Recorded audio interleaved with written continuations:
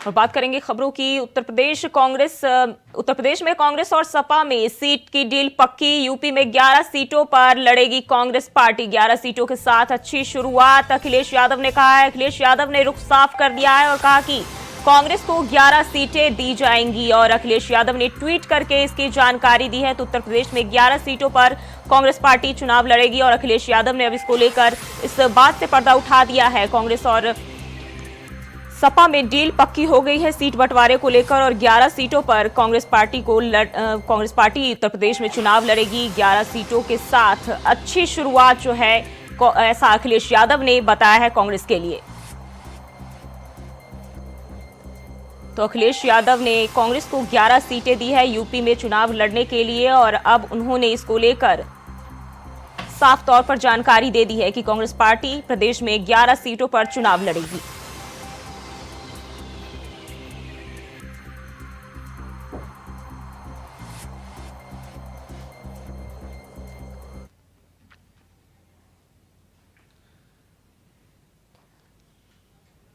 तो उत्तर प्रदेश में कांग्रेस के लिए अच्छी खबर सामने आई है, जहां 11 सीटें जो है सपा कांग्रेस को दे रही है और इन 11 सीटों पर कांग्रेस चुनाव लड़ेगी। काफी दिनों से जो है सीट बंटवारे को लेकर लगातार चर्चा होती रही है इंडिया अलायंस के बीच और अब जो है कांग्रेस के लिए जो है उत्तर प्रदेश में 11 सीटें सपा की ओर से दी गई है, जहां अखिलेश यादव ने इसकी जानकारी ट्वीट करके दी है और उन्होंने कहा है कि कांग्रेस के साथ जो है 11 सीटों पर सपा लड़ेगी और इस दौरान जो है 11 सीटों के साथ अच्छी शुरुआत की गई है। अखिलेश यादव ने ऐसा ट्वीट करके कहा है।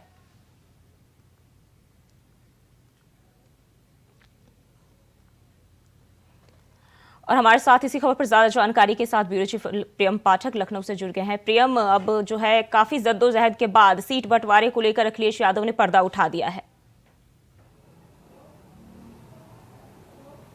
बिल्कुल जूही, देखिए लंबे समय से सीट बंटवारे को लेकर इंडिया गठबंधन के अंदर कई दौर की बैठकों का दौर चला है। लंबे समय से इसको लेकर जद्दोजहद चल रही थी और सीट शेयरिंग का क्या फार्मूला हो इसको लेकर लंबे समय से चर्चा चल रही थी और आखिरकार अब जो है वो इंडिया गठबंधन के बीच में उत्तर प्रदेश के अंदर क्या सीट शेयरिंग का फार्मूला रहेगा वो तय हो गया। अखिलेश यादव ने बाकायदा ट्वीट करके 11 सीटों पर कांग्रेस को जो है 11 सीटें देने की जो है जी, लगता है संपर्क टूट गया। दोबारा से जोड़ने की कोशिश करेंगे। तो यूपी में 11 सीटों पर कांग्रेस पार्टी चुनाव लड़ेगी और अखिलेश यादव ने इसकी जानकारी अपने ट्विटर हैंडल से दी है और उन्होंने कहा है कि 11 सीटों पर कांग्रेस पार्टी चुनाव लड़ेगी। तो अखिलेश की तरफ से अब ये साफ कर दिया गया है। सीट बंटवारे को लेकर लगातार पिछले काफी समय से बैठकें की गई और चर्चा जो है हमेशा इसको लेकर गर्म ही रही है और आखिरकार वो दिन आ गया जब उत्तर प्रदेश में कांग्रेस की सीटों को लेकर जो है बातें साफ हो गई है। अब अखिलेश यादव ने 11 सीटों पर कांग्रेस के लड़ने का ऐलान कर दिया है। चुनाव लड़ेगी 11 सीटों पर कांग्रेस पार्टी।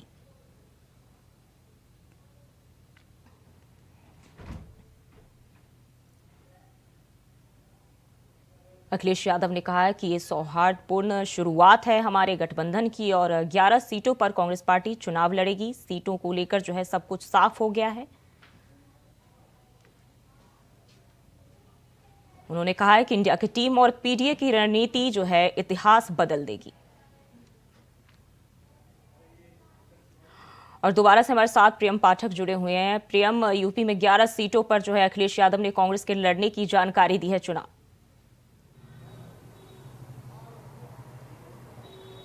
देखिए जूही, लंबे समय से उत्तर प्रदेश के अंदर सीट शेयरिंग को लेकर आईएनडीए गठबंधन के अंदर क्या फार्मूला होगा, कितनी सीटों पर आपस में बात बनेगी, इसको लेकर कयास लगाए जा रहे थे और आज अखिलेश यादव ने ट्वीट करके इस स्थिति को पूरी तरीके से स्पष्ट कर दिया है कि 11 सीटें उत्तर प्रदेश के अंदर समाजवादी पार्टी ने कांग्रेस पार्टी को दी हैं। समाजवादी पार्टी ने, और यानी कि इन 11 सीटों पर समाजवादी पार्टी कांग्रेस का सपोर्ट करेगी और बाकी जो बची सीटें हैं उन पर कांग्रेस जो है वो समाजवादी पार्टी का समर्थन करेगी और वहां पर बीजेपी को रोकने के लिए हर तरीके से रणनीति बनाई जाएगी। तो कह सकते हैं कि आईएनडीए गठबंधन, जिसमें लंबे समय से इस बात को लेकर कयास लगाए जा रहे थे कि शायद मायावती भी इसमें आके शामिल हो, बसपा को शामिल करने को लेकर लंबे समय से प्रयास किए गए, लेकिन उन सब के बीच में अब स्थिति जो है वो स्पष्ट हो गई है और कह सकते हैं कि इंडिया गठबंधन का क्या स्वरूप उत्तर प्रदेश के अंदर होगा उसको लेकर लेकर अखिलेश यादव ने तस्वीर जो है साफ कर दी। हालांकि कांग्रेस की तरफ से अभी इसको लेकर किसी भी आधिकारिक तौर पर कोई पुष्टि जो है वो नहीं की गई है। अखिलेश यादव ने ही अभी इसको लेकर ट्वीट किया है, लेकिन माना जा रहा है कि अखिलेश यादव का जो ये ट्वीट है वो राय मशविरा करके पूरी अपनी प्लानिंग के तहत, रणनीति के तहत जो है वो तय किया गया है। अभी इस बात को लेकर जानकारी साझा नहीं की गई है कि ये 11 सीटें कौन कौन सी होंगी जिस पर समाजवादी पार्टी कांग्रेस को सपोर्ट करेगी, लेकिन माना जा रहा है कि किसी दौर में जिन सीटों पर कभी भी कांग्रेस पार्टी का वर्चस्व रहा है या वहां पर उसका वोट बैंक अच्छा रहा है, उन सीटों पर समाजवादी पार्टी जो है वो कांग्रेस को वो सीटें देगी। हालांकि हर एक सीट को लेकर जो जानकारी उसके मुताबिक मंथन किया गया है, हर एक सीट को लेकर विश्लेषण किया गया है, उसके समीकरणों को समझा गया है और उसके बाद ये फैसला जो है वो दोनों ही दलों ने मिलकर जो है वो लिया है। हालांकि अभी वो सीटों को लेकर जानकारी आना बाकी है कि वो कौन कौन सी सीटें हैं जिस पर समाजवादी पार्टी कांग्रेस को जो है वो समर्थन करेगी और वहां पर अपने कैंडिडेट्स को नहीं उतारेगी। इसके अलावा बाकी अन्य सीटों पर कांग्रेस किसी भी सीट पर अपने प्रत्याशी को नहीं उतारेगी 11 सीट के अलावा, और उन सभी सीटों पर समाजवादी पार्टी या जो उसके सहयोगी दल है उनको सपोर्ट करती हुई, समर्थन करती हुई नजर आएगी। तो INDI गठबंधन में कह सकते हैं कि उत्तर प्रदेश के अंदर फिलहाल जो है वो अभी तस्वीरें साफ हुई हैं। आगे देखना होगा क्या कुछ अन्य रणनीति इसके अलावा रहती है। और पूरी तरह से अखिलेश यादव ने जो ट्वीट किया है उसके जरिए एक मैसेज देने का भी प्रयास किया है कि वो 2024 के चुनाव को लेकर पूरी तरीके से तैयार हैं। कई दौर की जो वार्ता हुई है, अलग अलग बैठकें हुई हैं, चाहे वो वर्चुअल बैठक की बात हो या फिर वो दिल्ली में फिजिकल बैठक की बात हो, तो इन सभी बैठकों के बीच में अब उत्तर प्रदेश के अंदर INDI गठबंधन का चेहरा और कहीं ना कहीं सीट शेयरिंग का जो फार्मूला है वो क्लियर हो गया है। जूही जी, उन्होंने कहा है कि इस बार जो है इतिहास बदल देगी, तो क्या वाकई में इतिहास बदलने जा रहा है प्रदेश के अंदर? देखिए, इस बात को कह पाना अभी थोड़ा सा जल्दबाजी होगी कि क्या इतिहास बदलेगा या नया इतिहास लिखा जाएगा। ये जाहिर सी बात है कि जब चुनावी परिणाम आएंगे उसके बाद ही स्थिति जो है वो स्पष्ट हो पाएगी। इसके अलावा चाहे कोई भी दल हो, वो सभी अपने जीत का दम चुनाव से पहले हमेशा भरते रहते हैं और इस बार भी इस चुनाव में भी ठीक उसी तरीके की तस्वीर जो है वो देखने को मिल रही है। चाहे वो समाजवादी पार्टी हो, चाहे वो बसपा हो, BJP हो, कांग्रेस हो, सभी ने अपने पूरी तरीके से जीत का जो दावा है वो किया है कि इस बार इतिहास बदलेगा, इस बार जो है उनकी ही जीत होगी। लेकिन देखना होगा क्या इतिहास वाकई में बदल पाएगा या फिर BJP ही इतिहास को दोहराएगी, क्योंकि जिस तरीके से इस समय BJP की लहर देखने को मिल रही है या पिछले जो कई चुनाव हुए हैं उनके परिणामों पर अगर आप नजर डालें तो उस पर साफ तौर पर कहीं ना कहीं जो गठबंधन हुए, चाहे कांग्रेस के साथ सपा का गठबंधन रहा हो या फिर बसपा के साथ सपा का गठबंधन रहा हो, कोई भी गठबंधन जो है वो BJP की जीत के लहर के आगे टिक नहीं पाया है। और कहीं ना कहीं इस बात का कहीं ना कहीं गुमान अब BJP में भी साफ तौर पर देखने को मिल रहा है और BJP की तरफ से भी ये साफ तौर पर कहा जा रहा है कि इससे पहले भी कई तरीके के गठबंधन किए गए हैं, लेकिन वो गठबंधन को जनता ने नकार दिया है। उत्तर प्रदेश के अंदर विकास को ही जनता जो है वो प्राथमिकता दे रही। तो अब कहीं ना कहीं एक बार फिर जब चुनाव का वक्त आया है, कह सकते हैं तकरीबन कुछ ही महीनों का वक्त जो है वो चुनाव में बचा हुआ है। आचार संहिता जो है वो माना जा रहा है कि 10 मार्च से पहले कोड ऑफ कंडक्ट जो है वो लागू हो जाएगा, तो उससे पहले ही सभी तैयारियां जो है वो सभी दल पूरी करना चाहते हैं। कहीं ना कहीं प्रधानमंत्री भी अब आप देखें तो बुलंदशहर से जो है वो अपनी रैली की शुरुआत कर चुके हैं जनसभा की, और उन्होंने भी अब कमान खुद चुनावी कमान जो है वो अपने हाथों में संभाल ली है, अयोध्या से शुरुआत करते हुए बुलंदशहर, और उसके बाद अब आने वाले दिनों में जो है अन्य जिलों में भी प्रधानमंत्री की इस तरीके की जनसभाएं, रैलियां जो हैं वो देखने को मिल सकती है, जिसके जरिए वो सीधे तौर पर अपनी सरकार की उपलब्धियों को जनता तक पहुंचाएंगे। BJP माइक्रो मैनेजमेंट पर काम कर रही है, हर एक सीट को लेकर, हर एक बूथ को लेकर उसने पूरी तैयारी करी है कि किस तरीके से अपने मतदाताओं को रिझाना है, किस तरीके से BJP वापस जो है वो 2014 और 2019 का जो इतिहास रहा है उसको दोहराए। इसके अलावा दूसरी तरफ विपक्षी पार्टियां हैं वो साफ तौर पर चाहती हैं कि किस भी करके वो इस बार जो है वो इतिहास को बदले और जो चुनावी परिणाम आए वो उनके पक्ष में आए। क्योंकि 2019 के भी चुनाव में देखें तो विपक्ष को उम्मीद थी कि उनको 72 सीटें मिलेंगी या ज़्यादा सीटें मिलेंगी, लेकिन जब चुनावी परिणाम आए तो उसमें ऐसा नहीं हुआ और कहीं ना कहीं एक बड़ी हार कह सकते हैं विपक्ष को देखने को मिली। और BJP जो है वो बड़ी जीतों के साथ उत्तर प्रदेश के अंदर भी 64 सीटें, 80 में से 64 सीटें जो थी वो अकेले BJP या उसके सहयोगी दल जो है वो जीत पाए थे। तो कहीं ना कहीं इस बार फिर जब अब चुनाव का वक्त आ रहा है, परीक्षा का वक्त आ रहा है, तो BJP भी पूरी तरीके से तैयार है। बने रहिए हमारे साथ, अगली खबर पे भी आपका रुख करेंगे।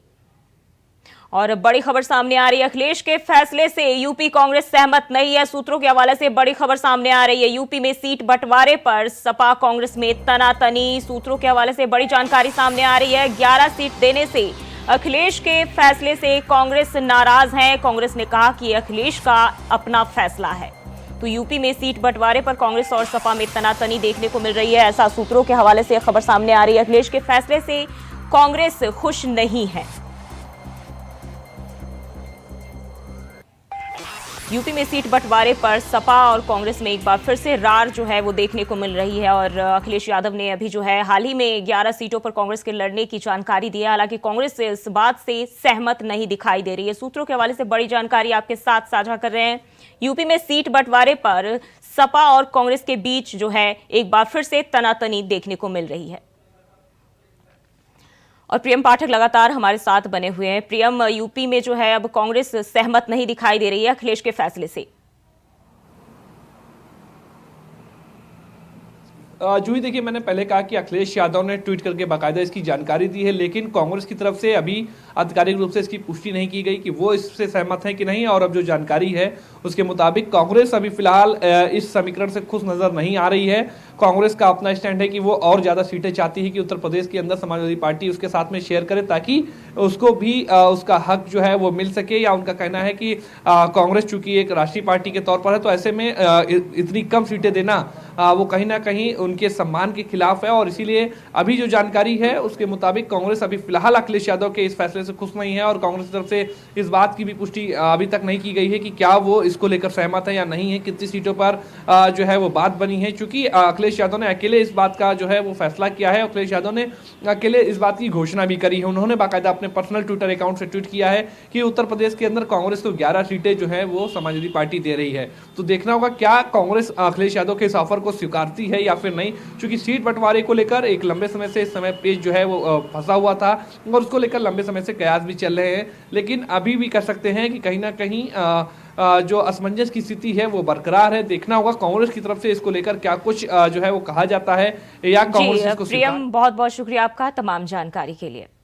और पटना में शाम को बीजेपी की बैठक होगी। बीजेपी के सांसद विधायक बैठक में होंगे शामिल। तो ये बड़ी खबर सामने आ रही है। पटना में बीजेपी की बैठक होने जा रही है। शाम को यह बैठक होगी और जिसमें बीजेपी के सांसद और विधायक बैठक में शामिल होंगे। तो बिहार की राजनीति में जो है सियासत लगातार जो है गहमा गहमी इस दौरान देखने को मिल रही है और नीतीश कुमार को लेकर तरह तरह की जो है बातें सामने आ रही है कि फिर से जो है बीजेपी में शामिल हो सकते हैं। और इसी को लेकर जो एक बार फिर से पटना में बीजेपी की बैठक होने जा रही है। शाम को बीजेपी के सांसद और विधायक इस बैठक में शामिल होंगे।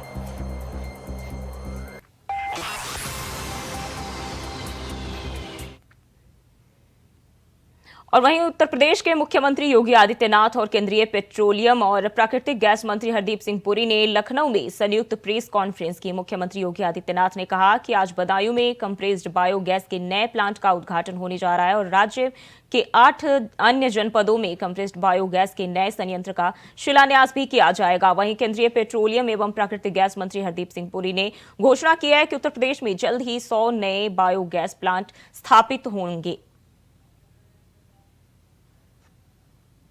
वेस्ट टू वेल्थ कि आदरणीय प्रधानमंत्री जी की इस परिकल्पना को कैसे साकार किया जाता है, या नवंबर प्रारंभ होते ही एनसीआर में स्मॉग की समस्या का समाधान क्या हो सकता है। ऐसे ही किसानों की आमदनी को, किसान को पराली का भी अतिरिक्त दाम मिल सके और जिसको हम वेस्ट कहते हैं वह उसकी समृद्धि का कारक कैसे बन सकता है। इन सब की दृष्टि से एक compressed biogas plant Uttar Pradesh के अंदर न केवल पर्यावरण की दृष्टि से बल्कि किसानों की आमदनी, नए रोजगार सृजन करने और अन्य प्रकार से निवेश के लिए भी एक नए क्षेत्र का प्रवेश आज इस दिशा में प्रारंभ होने जा रहा है। ट्रांसपोर्ट मिनिस्टर जो मेरे साथ थे, मैंने उनसे पूछा कि कितनी फुटफॉल है, तो उन्होंने बोला 5 लाख से अधिक। तो मैंने सिर्फ अपने आप को और उनसे भी कहा कि मुझे लगता है कि आने वाले समय में ये 5 लाख से भी अधिक होगी, जैसे जैसे कनेक्टिविटी बढ़ती जाएगी। और ये अंतर्राष्ट्रीय जो धार्मिक टूरिस्ट सेंटर्स हैं, ये वहां पे उसके उतने तक उसे आगे पहुंचेगी। है बड़ा प्लांट है, शायद 50 एकड़ जमीन पे है। इस पे कोई 130 या 135 करोड़ की इन्वेस्टमेंट हुई है प्लांट में। पर ये प्लांट जो एक दिन में 14 ton per day compressed biogas produce करेगा और मैं समझता हूं 65 टन के करीब प्रोड्यूस करेगा हर रोज पर डे। ये पराली, जैसे माननीय मुख्यमंत्री जी ने कहा कि जो दिल्ली में मेरे जैसे लोग जो रहते हैं उनको तो इसका फर्स्ट हैंड सफर करते हैं, क्योंकि जो कुछ और स्टेट्स में हो रहा है। इसके अलावा आप 8 और प्लांट्स का शिलान्यास करेंगे। टोटल इस समय हमारी जो ऑयल मार्केटिंग कंपनीज हैं उन्होंने शायद 37 प्लांट्स के लिए आपकी स्टेट एडमिनिस्ट्रेशन का मैं अपना धन्यवाद। आपकी इतनी क्लियर डायरेक्शंस है, इनके लिए तो ऑलरेडी लैंड आइडेंटिफाई हो गया, पर हमारा एम्बिशन लेवल उत्तर प्रदेश में हमेशा थोड़ा ऊंचा रहता है और आपने इंडिकेट किया कि आने वाले कुछ ही समय में 100 ऐसे प्लांट और हमारी ऑयल मार्केटिंग कंपनीज यहां बनाएंगी। और वहीं उत्तर प्रदेश की राजधानी लखनऊ से एक वीडियो सामने आया है जिसमें भीड़ एक युवक को दौड़ा दौड़ा कर पीटती हुई दिखाई दे रही है। ये वीडियो तेजी से सोशल मीडिया पर वायरल हो रहा है। वायरल हो रहा ये वीडियो लखनऊ के घंटाघर का बताया जा रहा है।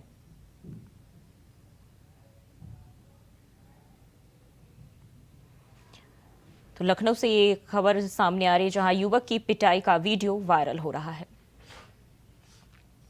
और श्री रामलला की राम मंदिर में प्राण प्रतिष्ठा के बाद देश में गजब का उत्साह देखने को मिल रहा है। लोग श्री राम के दर्शनों के लिए लाइन लगाकर खड़े दिखाई दे रहे हैं। इस कड़ी में अब हरियाणा के रोहतक जिले के लोगों को बड़ी सौगात मिली है।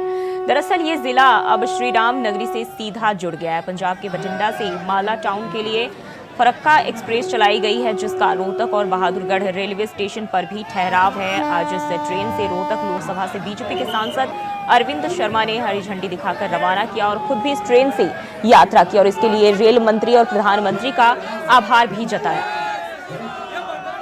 हफ्ते में 4 दिन ये ट्रेन चलेगी फिलहाल, और बठिंडा से मालदा टाउन ये ट्रेन जाएगी। बठिंडा से लगभग 4:30 बजे इसकी शुरुआत है। यहाँ 7, सवा 7 बजे 7:10 पे आ गई, सवा 7 एग्जैक्ट टाइम आपको पता लग जाएगा कल से, और 7:20 पर यहाँ से छूटेगी लगभग, और 10 बजे 10:30 पौने 11 बजे, क्योंकि आजकल धुंध पड़ रही है तो उसकी वजह से भी थोड़ा सा डिस्टर्बेंस है, और वो ऐसे रुकेगी। और आने के लिए जो वहां से आएगी तो मेरा ख्याल लगभग 3:30 पौने 4 3:30 बजे वहां से। और फिलहाल के लिए बुलेटिन में बस इतना ही। खबरों के लिए बने रहिए इंडिया वॉइस के साथ।